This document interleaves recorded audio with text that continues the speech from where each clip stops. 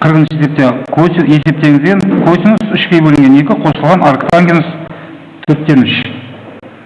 Арктангенс 4-тен 3 ол қай ширекте жататын бұрыш? Арктангенс 4-тен 3 қай ширекке тиісті? Қай бұрыштардың арасында жатады? Жоқ, арктангенстің өзі мәндер болысы қайрылып. 0 мен пидің арасы ол арктангенс. Минус пи бөлінген 2 мен пи бөлінген 2-ның арасындағы бұрыш. Минус пи бөлінген 2 мен пи бөлінген 2-ның арасындағы бұрыш. Яғни ол қандай бір альфа бұрышы дейік. Бізге мына нәрсені табу керек. Косинус 3пи бөлінген 2 қосылған альфаны табу керек қой. Енді мынау келтіру формуласы бойынша неге тең болады? 3пи бөлінген 2 қосылған альфа ол 4-ші ширек. Былайша айтқанда егер альфаны сүйір бұрыш деп қарастыратын болсақ, 4-ші ширекте косинус оңсан, 3пи бөлінген 2-де косинус синусқа айналады, синус альфа.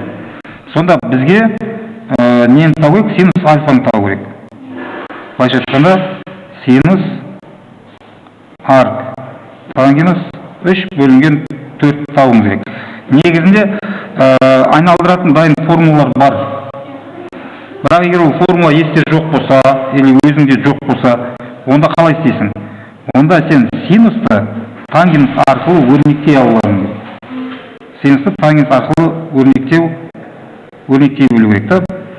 Бізде мынандай формула бар. Мысалға, мына формуланы алсақ. 1 қосылған синус. Жоқ. 1 қосылған тангенс квадрат альфа тең 1 бөлінген косинус квадрат альфа болады ғой. 1 бөлінген косинус квадрат альфа болады, мына формула бойынша. Ал косинус квадрат альфаны 1 қосылған тангенс квадрат альфа тең 1 бөлінген 1 минус синус квадрат альфа десек бола ма? Енді осы жерден біз синус квадрат альфаны өрнектеп көрейік. Синус квадрат альфа неге тең болатындығын. Ол үшін мынаның бөлімінде 1 бар десек, 2 теңдіктің екі жағындағы бөлшектің алымен бөлімін орналастырсақ, 1 минус синус квадрат альфа тең 1 бөлінген 1 плюс тангенс квадрат альфа болады, Мына жақта 1 бар, мына төңкереміз, мынаны табу орналастырамыз. Арғай 1-ді мына жаққа өткізіп, минусқа көйіп жіберетін болсақ, синус квадрат альфа тең 1 алынған 1 бөлінген 1 плюс тангенс квадрат альфа болады. Ортақ бөлімге келтіріп жіберетін болсақ, онда бізде мынандай формула шығады. Тангенс квадрат альфа бөлінген 1 қосылған тангенс квадрат альфа. Бұл түсінікті ғой. Мына формуланы қорытып алдық. Енді синус альфаның неге тең екенін табамыз. Синус альфа ол түбір астында плюс минус мынау тангенс квадрат альфа бөлінген 1 плюс тангенс квадрат альфа. Тең плюс минус тангенс альфа бөлінген түбір астында 1 плюс тангенс квадрат альфа. Енді бізде альфа бұрышы бізде минус пи бөлінген 2 мен пи бөлінген 2-ның арасында жатқан бұрыш. Арғай, арктангенс 4-тен 3, мынау оңсан ғой. Онда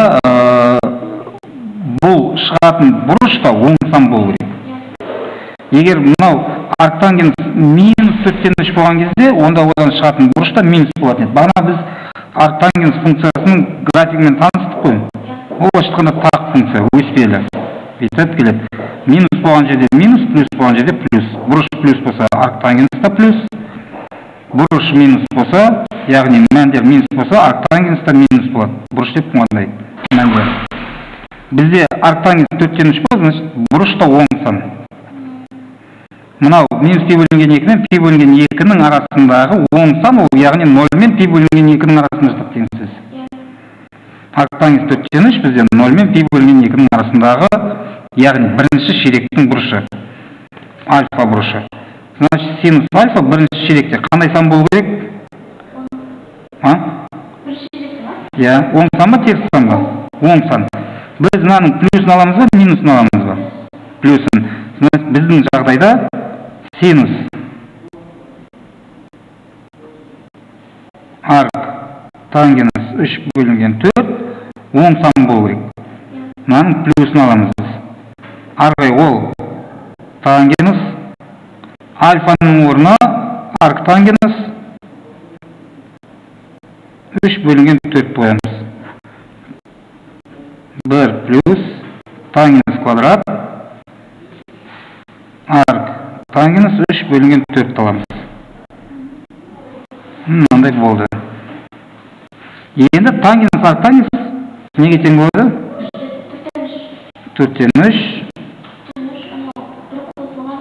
1 қосылған 4-тен 3-тің квадраты 16-тан 9 дұрыс айтасың.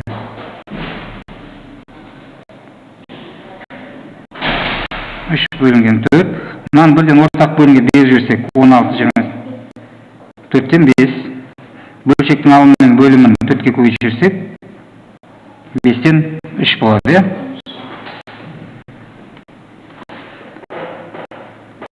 Жауабы 5-тен 3. Бізге осы синус арк тангенс табу керек еді ғой. Ол мынау косинус 3-ке бөлінген 2 қосылған арк тангенс 4-тен 3-ке тең. Жауабы бар ғой, бұндай.